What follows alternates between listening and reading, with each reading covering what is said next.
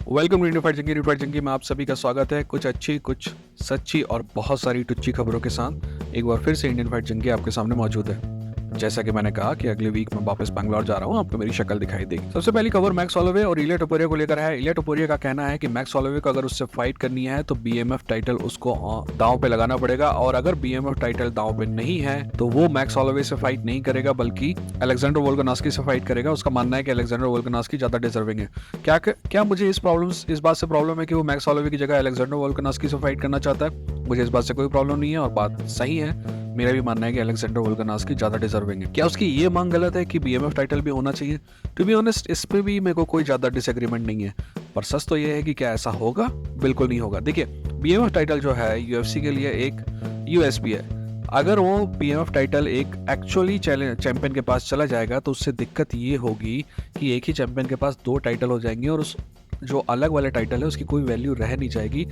इसीलिए अगर max Holloway fight करता भी है इलिया टोपुरिया से तो आप देखेंगे कि बीएमएफ टाइटल के बिना करेगा। दोस्त, यूएफसी को पैसा बनाना आता है और वो यूएफसी कभी ये गलती करेगी। मैक्स होलोवे को अगर इलिया टोपुरिया फाइट में हराता भी है तो वो सिर्फ चैंपियन बना रहेगा अपने वेट क्लास का, और मैक्स होलोवे बीएमएफ टाइटल के साथ फोटो खिंचाता रहेगा। और दोस्त, मैक्स होलोवे किसी के साथ भी फोटो खिंचाए अपने को कोई प्रॉब्लम नहीं है, क्योंकि मैक्स होलोवे अपना लौंडा है। क्या अगली खबर जो है वो है कमारू उस्मान और मैक्स होलोवे वर्सेस जस्टिन गेची को लेकर। हम सभी को पता है कि ट्रेवर विटमैन के अंदर कमारू उस्मान जस्टिन गेची के साथ ट्रेन करता है, यानी कि उसका टीम पार्टनर है, टीम मेंबर है। कमारू उस्मान ने हाल ही में एक चैनल को बयान दिया और उसके अनुसार जो आई पोक किया था मैक्स होलोवे ने जस्टिन गेची का, उसी की वजह से सारी प्रॉब्लम हुई, और अगर वो आई पोक नहीं होता तो जस्टिन नहीं हारता। या फिर उन्होंने कहा कि ये बहुत बड़ा डिफरेंस मेकर, उन्होंने अल्टर्ड द आउटकम वर्ड का यूज किया, यानी कि उसके बिना ये पॉसिबल नहीं था।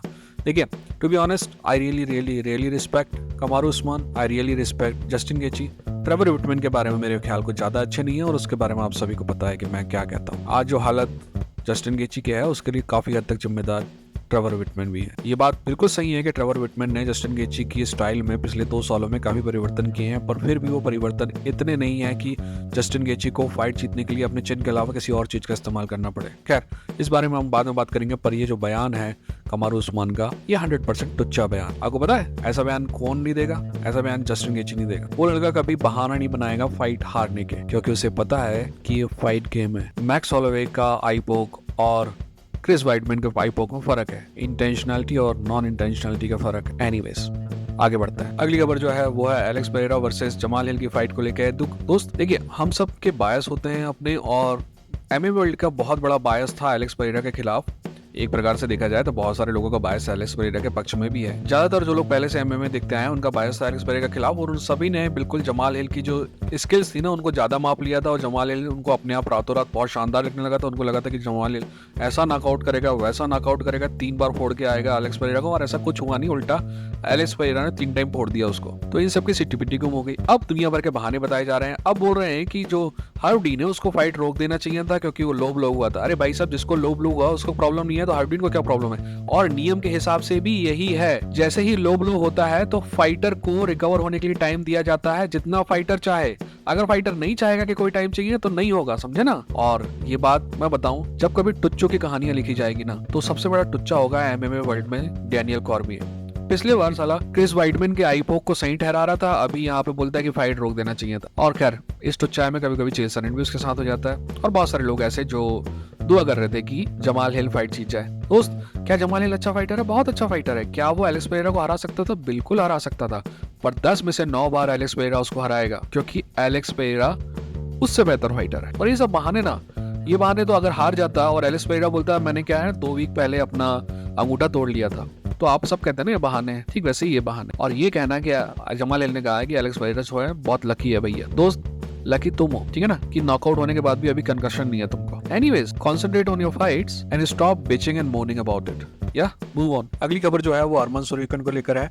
हाल ही में अरमान सुरीकन ने एक बयान दिया और उसके अनुसार जिस जज ने उनके खिलाफ डिसीजन दिया था उसने फोन कॉल किया अरमान सुरीकन को और अरमान सुरीकन से माफी मांगी। और अरमान सुरीकन ने यह भी कहा कि ये जज जो है उसका कैरियर खत्म करने वाला था। दोस्त, जज ने माफी मांगी उससे। अगर ये बात सच है तो इसका मतलब ये हुआ कि उस जज का मानना है कि उसने जो भी काउंटिंग की थी या फिर जो भी पॉइंट दिए थे वो गलत है। अगर उसका ऐसा मानना है तो उसको ये चीज ऑन द रिकॉर्ड कहनी चाहिए, है ना, और अपनी गलती माननी चाहिए और बतानी चाहिए कि कहाँ कहाँ उसे ऐसा लगा कि चार्ल्स ओलिवेरा जीत रहा था जबकि वो नहीं जीत रहा था। और मैं इस बात के बिल्कुल भी खिलाफ हूँ कि एक जज किसी भी तरह से संपर्क करे किसी भी फाइटर से, या कोई फाइटर किसी भी तरह से संपर्क करे एक जज से, मुझे तो ये भी बात बहुत ज़्यादा खराब लगती है कि एक जज के पास किसी फाइटर का नंबर कैसे है, या फिर किसी फाइटर के पास एक जज का कैसे नंबर है। यहाँ पे एक चाइनीज़ वॉल होनी चाहिए जहाँ पे ये लोग एक दूसरे से कभी भी कोई संपर्क ना कर सके। अदरवाइज आप कैसे ये बात का अंदाज़ा लगा सकते हैं कि ये जो पूरी प्रोसीडिंग हो रही है ये फेयर है या नहीं है। अब जहाँ तक फाइट की बात है, जब मैंने पहली बार फाइट देखी थी, पोस्ट फाइट एनालिसिस में मैंने आपको कहा भी था कि मुझे लगा कि अरमान सरीकिन जीता है। बट टू बी ऑनेस्ट, जब कभी मैं 2-3 बार देख चुका हूँ फाइट, थर्ड राउंड अगर मैं देखता हूँ, तो अगर एक्चुअली क्राइटेरिया में जाएं तो मुझे लगता है कि चार्ल्स ओलिवेरा वो फाइट जीता था। अगर आपको भी अभी लगता है कि अरमान सरीकिन जीता था तो भी उससे कोई प्रॉब्लम है नहीं, पर मुझे लगता है कि क्राइटेरिया के हिसाब से चार्ल्स ओलिवेरा जीता। यानी कि ये जो माफ़ी मांग रहा है ना, मेरे हिसाब से यही जज सही था, बाकी गलत थे। एनीवेज, ये मेरा बयान है, आप बताइएगा कि क्या मैं सही हूँ या गलत हूँ, या कि फाइटर से जजेस का किसी भी तरह का संपर्क नहीं होना चाहिए मैच के पहले या मैच के बाद। अगली खबर जो है वो यूरी प्रोहास्का वर्सेस जमाल हिल को लेकर है। आप सभी को पता है कि जमाल हिल ने कॉल आउट किया था यूरी प्रोहास्का को, पर यूरी प्रोहास्का ने हाल ही में दिए गए एक इंटरव्यू में कहा कि वो सिर्फ टाइटल शॉट में इंटरेस्टेड है, और अगर उसको टाइटल शॉट के लिए 1 वीक का भी नोटिस मिलेगा तो वो तैयार है। तो भाई साहब, यूरी प्रोहास्का वर्सेस जमाल हिल की फाइट जो है अभी कंफर्म नहीं है, अगर होगी तो मैं बताऊं। अगली खबर माइकल चैंडलर और कॉनर मैकग्रेगर से रिलेटेड है। कॉनर मैकग्रेगर से फाइट से पहले माइकल चैंडलर का कहना है कि वो फाइट को स्ट्राइकिंग बैटल ही रखेंगे, वो रेसलिंग के लिए नहीं चाहेंगे। दोस्त, हम सभी को ये बात पहले से ही पता है कि माइकल चैंडलर यही करेगा, और इसी हरकत के लिए आधे लोग माइकल चैंडलर को बहुत शानदार फाइटर बोलते हैं और बाकी आधे लोग माइकल चैंडलर को बेवकूफ़ बोलते हैं। खैर, आप मुझे बताइएगा कि आपके ओपिनियन है माइकल चैंडलर